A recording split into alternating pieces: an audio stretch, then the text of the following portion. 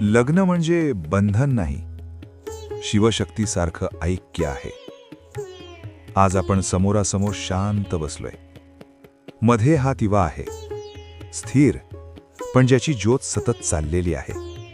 जसं आयुष्य असतं, आधार आणि ऊर्जा मिळूनच उजळतं. तू माझ्या आयुष्याची ऊर्जा आहेस आणि मी तुझा आधार आहे. तू चाल आहेस, मी दिशा आहे.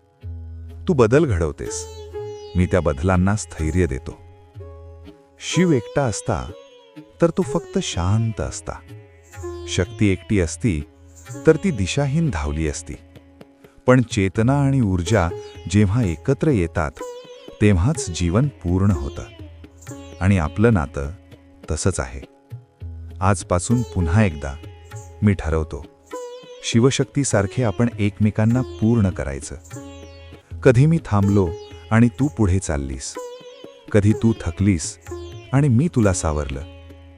पाऊल थांबतं तेव्हा मन स्थिर होतं, पाऊल चालतं तेव्हा प्राण जागा होतो, आणि आपण दोघे मिळून या आयुष्याला अर्थ देतो.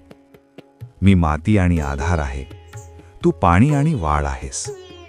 एकटं काही नाही, एकत्रच आयुष्य फुलतं.